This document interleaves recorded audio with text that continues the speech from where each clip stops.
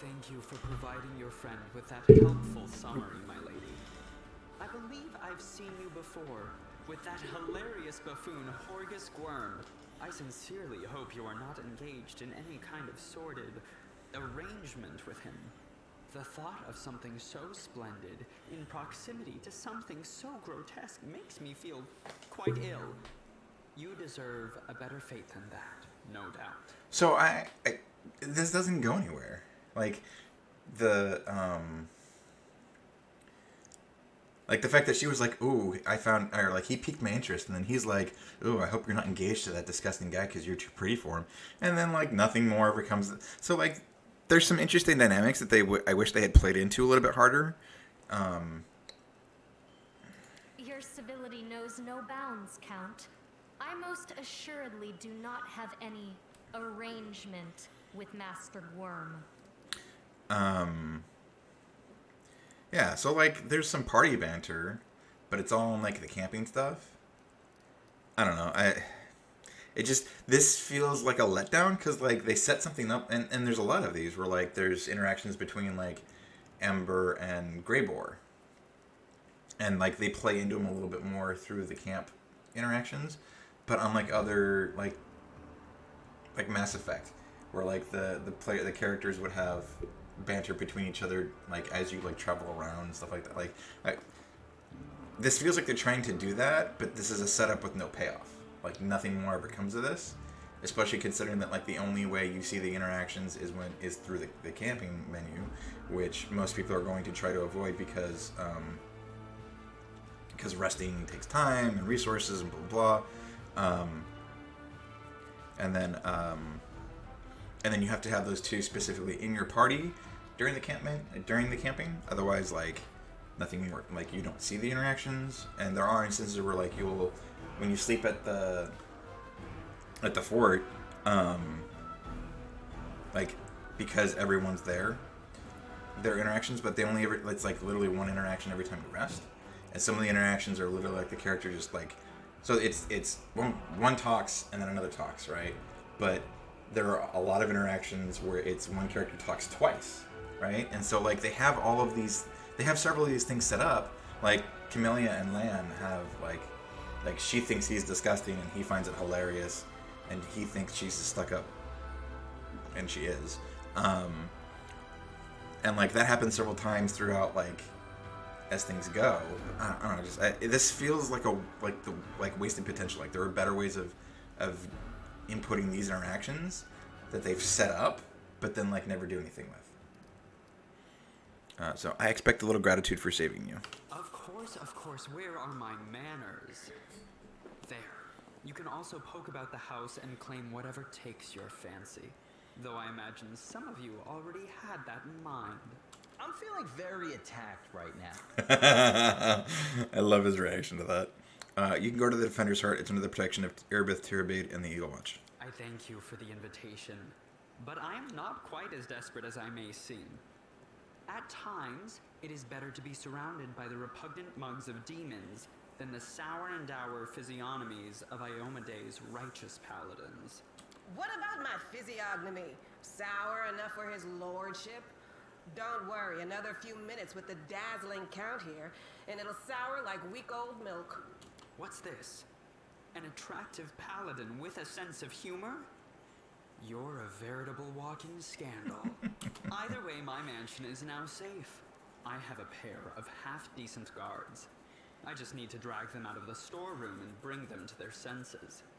I ordered them to drink a love potion, you see? For reasons which seemed extremely witty at the time and in the state of inebriation I then found myself in. They can guard the house while the valorous paladins beat back the demon assault. They will beat them back, yes? As regards myself, I feel like stretching my legs. I know rudimentary divine spells, I am no friend to demons, and I elevate any society that I deign to grace with my presence. I shall accompany you, only for a short time, of course. I have no desire to remain at the vanguard for a protracted period. What say you, my ephemeral but highly diverting acquaintance? After all, Lord Descari spoiled my party. I now burn with the desire to spoil his. Deal. Capital. Good acquaintances that begin and end at just the right moment often leave the most pleasant memories. Wouldn't you say? Okay, who I want to take in place of?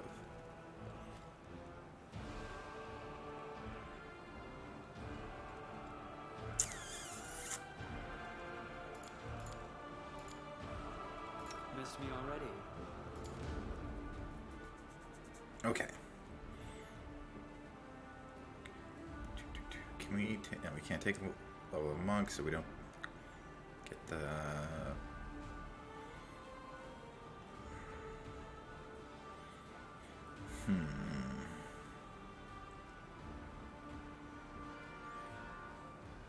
What are we working with here? So he's got channeling. Maybe cast a spell like yours, target poison. Oh, quick damage. Okay.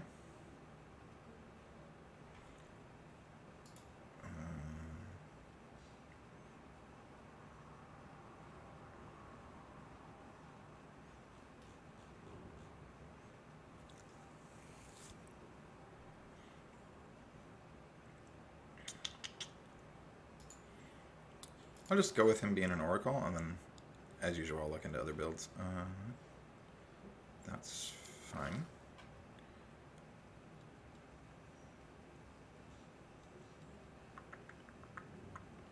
That's also fine. No.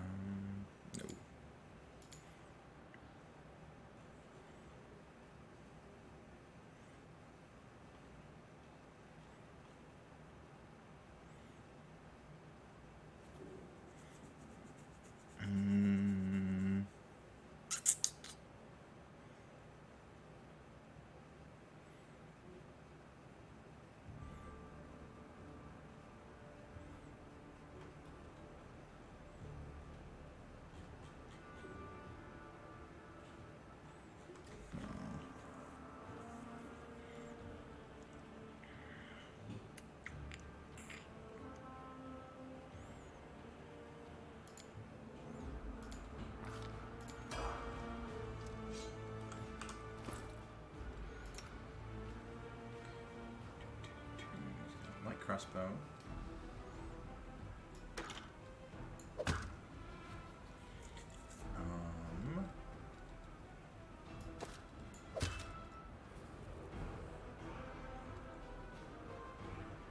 Yeah, his low strength is always a setback.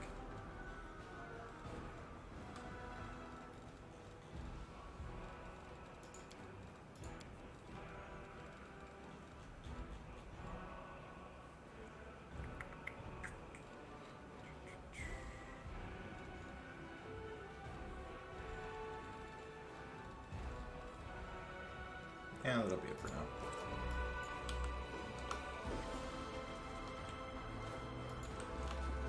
Follow my lead. Pretty good, aren't I?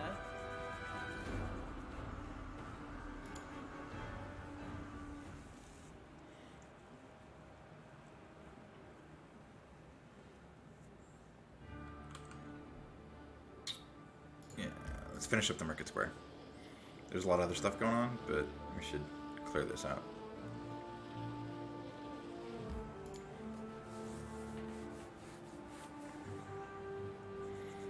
So nice little diversion, get a new party member. I'm a little torn on Daeran. Oracles can be a really good class. As a matter of fact, the mercenary healer I built was an Oracle.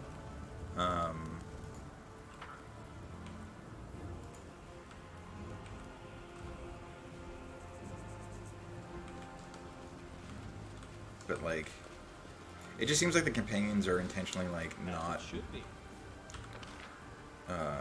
don't use good builds.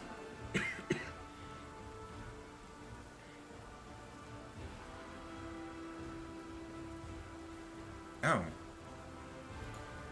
Okay, so it takes you you enter from the same place, regardless of where you enter from, which I don't like that.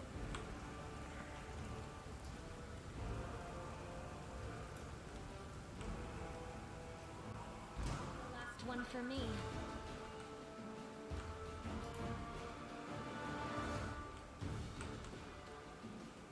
Cover me, all right?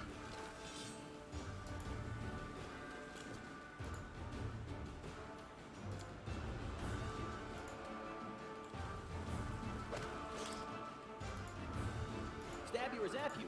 Why not both? Out of my sight! This will hurt. You've crossed the wrong Cut mark. you wide open. The inhibitor, guide my blade.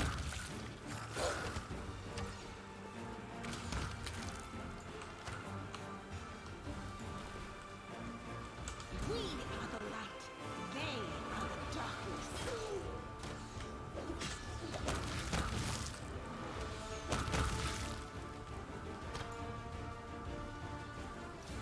That is not far.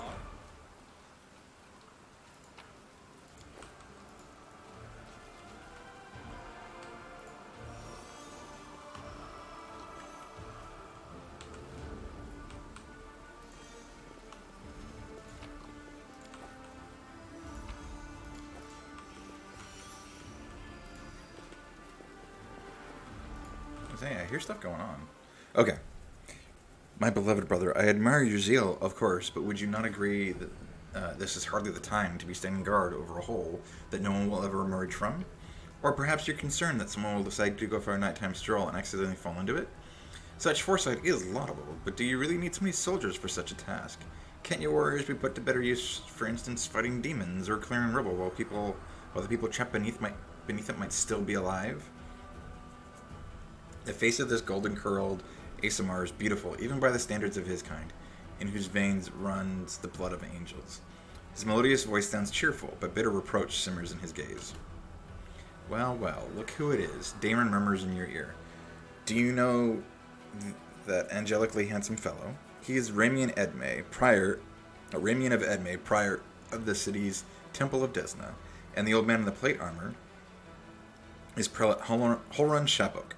The enmity between these two is long-lived and vicious. You had better step in before blood is spilled.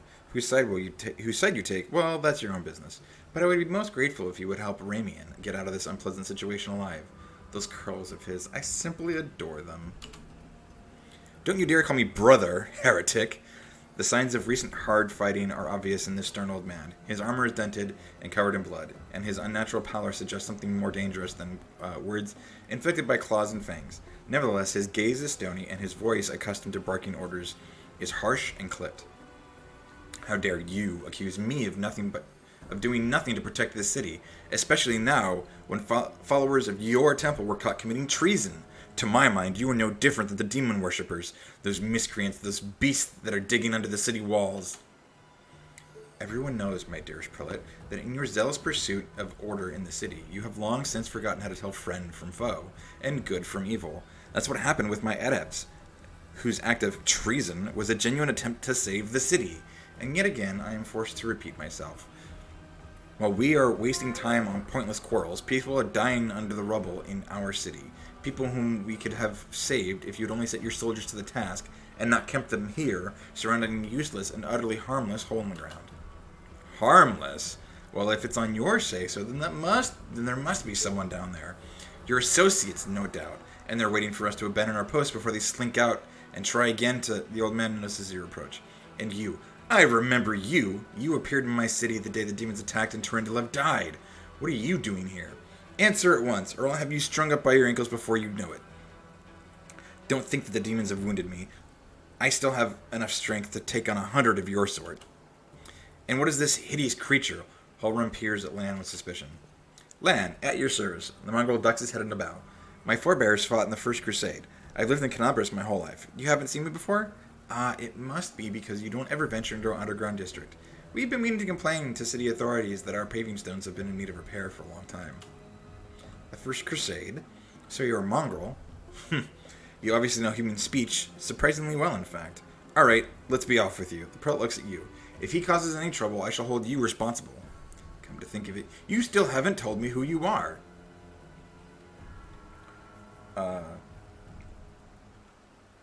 Do you want to fight? Be my guest. Wait, we have no quarrel here. A cultist is hardly likely to approach us so openly, are they? I think we're on the same side. Of course, you leap to his defense. Typical. The old man spits on the ground. I find it passing strange that you don't already know who I am. Rolrun Shupuk, Prelate of Kenabres, Inquisitor by the grace of Aeomde, Defender of the city by the grace of Her Majesty Queen Galfrey, against threats from within and without. And as we can see, you've done a sterling job protecting the city. The golden-haired Aasimar flashes a flinty smile. I am Rabian Edme, Prior of the Temple of Desna, which, alas, currently lies in ruins. Wise Holrun here believes it is vital to guard this hole in the ground from which he is certain demons will emerge at any moment. I've been trying to convince him that the city has far more urgent matters to deal with. For instance, rescuing those currently dying under the rubble. You know what? There may be, in fact, one matter that is more important than guarding this hole. I put it off, and look where it's led us. I should have hung you from the gates back when you dared to defend your gang of delinquent demon collaborators. If the Sarkorians had hanged Aurela Vorlish when they had the chance, there never would have been a war. I won't repeat their mistake. I won't hesitate any longer. Soldiers, seize this scum. Prelate, see reason. These are frightening times, but threatening to hang someone without trial, that is unworthy of a servant of Aeomde. You don't seem to realize what city you're in. The prelate here was appointed by my cousin Galfrey, Queen of Mendev, by grace of Aeomde. Thus, he is in fact judge, jury, executioner, and gravedigger here, and all with the blessing of the goddess herself. That's blasphemy! I, a blasphemer? Perish the thought. But answer me this. Has Aeomde stripped the prelate of his power? No, she has not. That means she has no qualms about how he's dispensing justice in the city. The prelate is well within his rights. In fact, it is you who is the blasphemer here.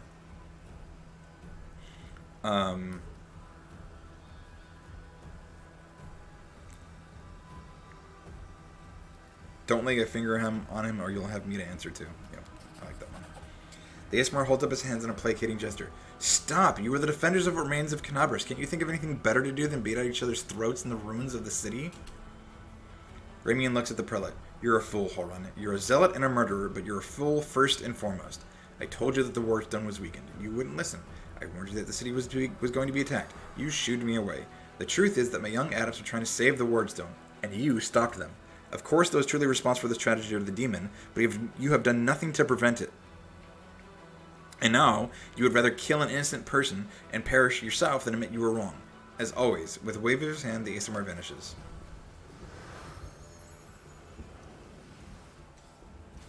Beast, heretic, traitor, he's slipped away again. The prelate stamps his foot in outrage, then turns his eyes on you.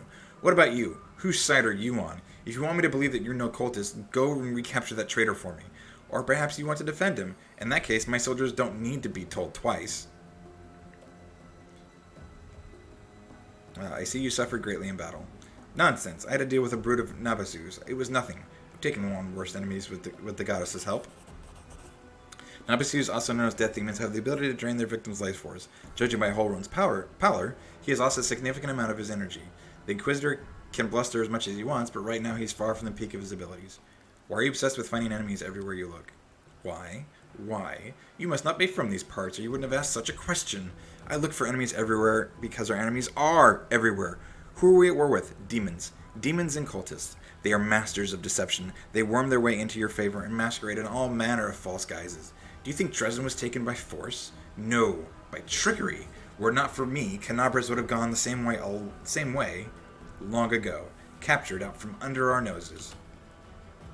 Now, listen to what I'm about to tell you. This was a long time ago. I was very young then, and I had just joined the Crusade.